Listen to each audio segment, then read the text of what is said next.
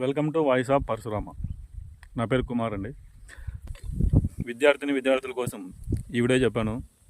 మీకు ప్రతి ఒక్కరికి నచ్చాలని కోరుకుంటున్నాను.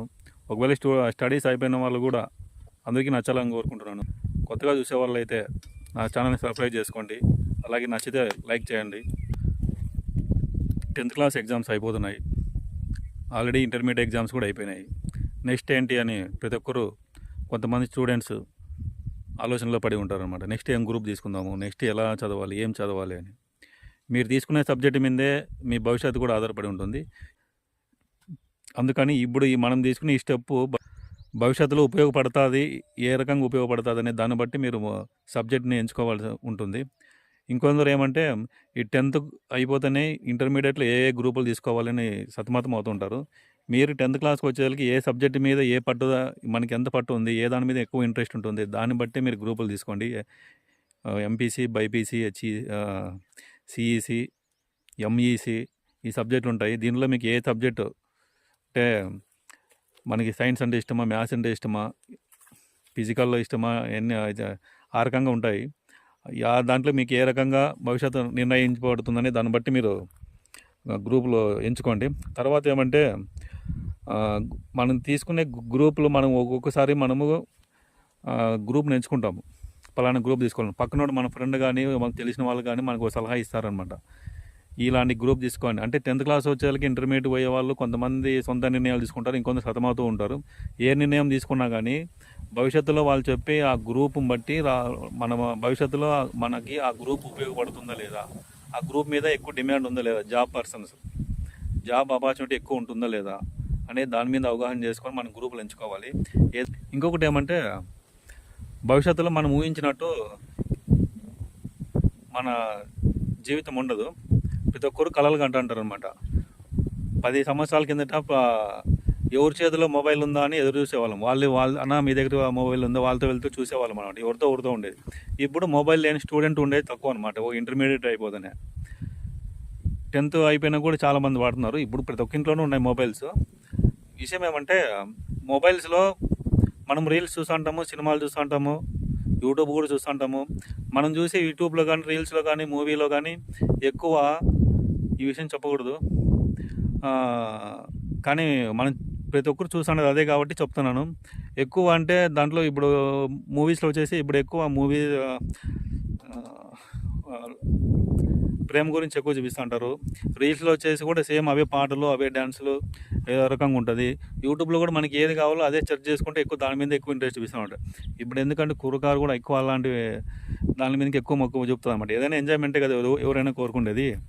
ఆ ఎంజాయ్మెంట్ అనేది ఇప్పుడు బాగుంటుంది, కానీ భవిష్యత్ తరాలకు మనము ఈ ఎంజాయ్మెంట్ ఉండదు అనమాట. ఎంతసేపు మనం సినిమాలో చూస్తున్నప్పుడు ఒక హీరో హీరోయిన్ కానీ, ఒక హీరో విలన్ కొట్టేటప్పుడు కానీ అందులో మనం ఉన్నట్టుగానే ఊహించుకొని లీనం అయిపోతుంటాం. ఓకేనా.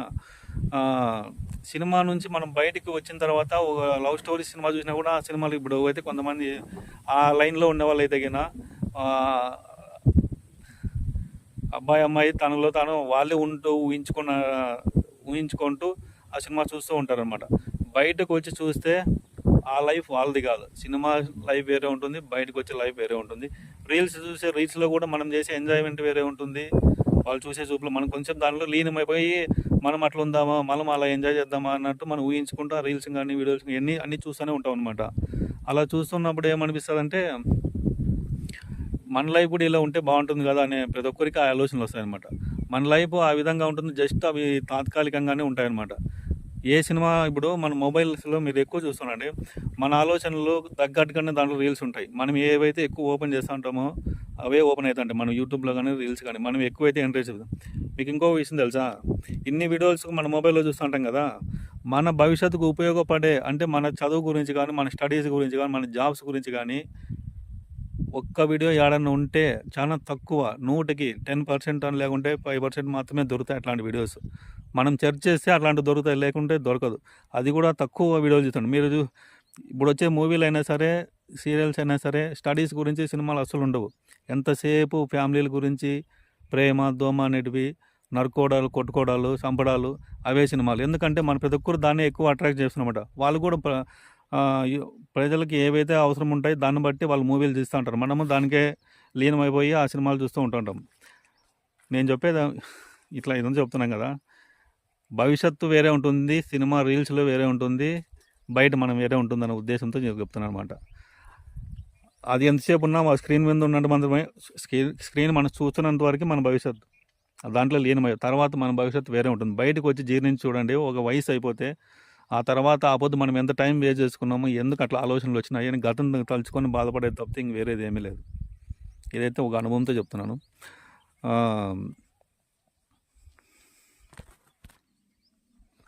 ఎక్కువ దానికి కట్టడి కావద్దండి. మన మనసుని దాని మీద ఎక్కువ నిమగ్నం పెట్టద్దండి.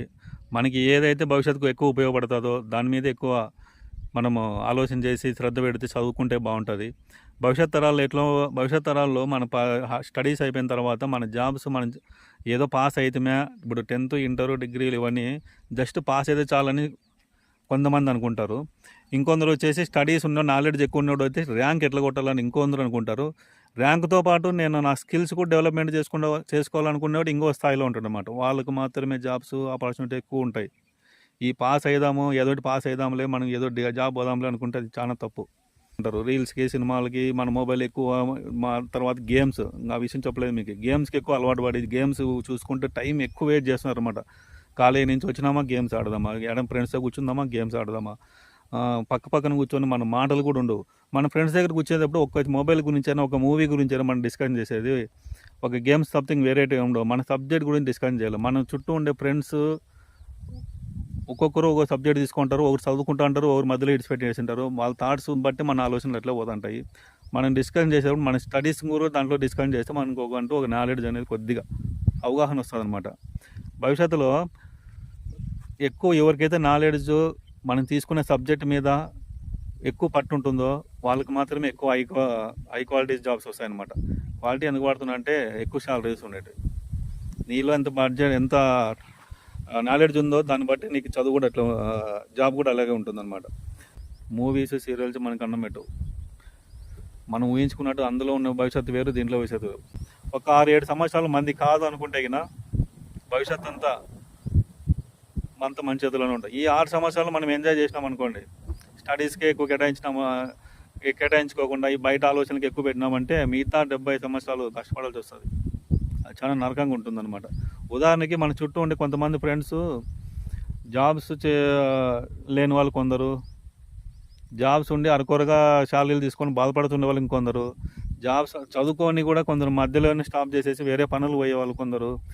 ఇలా ఇలా చెప్తున్నానని తప్పుగా అనుకోదండి ఈ వీడియో చూస్తున్న వాళ్ళందరూ. కానీ నిజమే కదా, మనం సబ్జెక్ట్లో పట్టు ఉంటే మనకు ఖచ్చితంగా జాబ్స్ వస్తాయి. మార్కులు తెచ్చుకుంటే జాబ్స్ వస్తాయి. మార్కులు, సబ్జెక్టులో పట్టు ఉంటే 2 కంపల్సరీ. ఇవి లేని వాళ్ళు ఊరికే మేము క్వాలిఫికేషన్ అయినా, డిగ్రీ అయిపోయింది, బీటెక్ అయిపోయింది, లేకుంటే వేరే ఎక్స్ట్రా స్టడీస్ అయిపోయినాయి, నేను ఇంటికాడ ఉన్నాను అంటే దానికి కారణం ఏమనేది మీరు ఫస్ట్ ఆఫ్ ఆల్ అవగాహన చేసుకోవాలి. మనం కాలేజీ లైఫ్లో ఎన్నెన్నో ఎంజాయ్ చేస్తూ ఉంటాం. ఆ ఎంజాయ్మెంట్ ఈ పొద్దు మనల్ని ఇంటికాడ కూర్చోబెడుతుంది. అది మాత్రం ప్రతి ఒక్కరూ అవగాహన చేసుకోవాలి. ఆ ఎంజాయ్మెంట్ మనకి భవిష్యత్ తరాలకు చాలా కష్టపడాల్సి వస్తుంది. ఈ 6 సంవత్సరాలు మనం ఏదైతే ఎంజాయ్ చేస్తామో మిగతా 70 సంవత్సరాలు మనం కష్టపడాల్సి వస్తుంది. ఆ పొద్దు మనం భవిష్యత్తుని ఎంత తలుచుకున్నా కానీ మళ్ళీ తిరిగి రాదనమాట. ఎందుకంటే చాలామందిని చూస్తూ ఉంటాను, అవగాహన మీద చెప్తున్నాను, తప్పుగా అనుకోదండి ఫ్రెండ్, మన మంచిగా చెప్తున్నాను. ఒకవేళ మీరు ఈ వీడియో చూస్తున్నారు వాళ్ళు ప్రతి ఒక్కరు చెప్తున్నా, ఒకవేళ మీరు కూడా